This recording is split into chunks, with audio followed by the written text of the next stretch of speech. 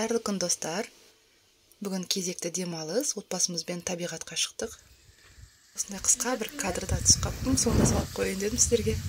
Отбасыма арнап тамақ дайындаймын, яғни сірне пісіремін.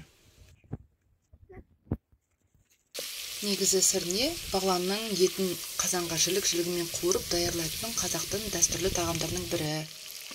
Менің етім біраз аздау болып кетті. Етті осылай жақсылап қуырып аламыз.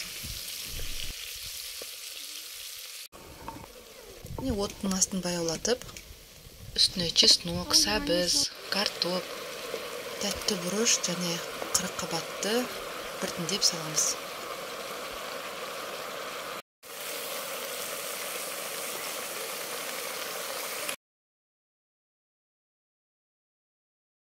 Мына қарай тұз қосамыз. Мен қияр, стручковый фасоль, помидорды да қостым. Бірақ ол міндетті емес. Және қырыққабатты осылай турап салдым. Маған солай ыңғайлы.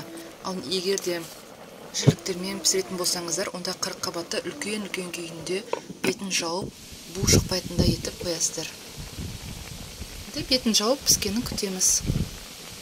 Үстіне су құймаймыз. Еттің және көкөністердің өзінің сөлінде пісу керек.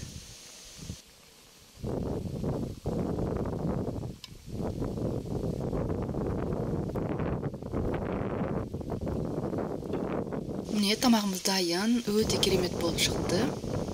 Міндетті түрде пісіріп көріңіздер.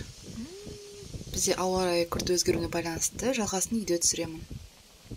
Біздің сірне өте керемет, дәмді болып шықты. Қонақтарға ұсынуға өте керемет үйлеседі. Дастарханның сәнін ашып, гүлдендіріп жібереді. Сіздерге ұнайтынына сенімдімін. Үй іштеріңізді осындай аспен қуантыңыздар.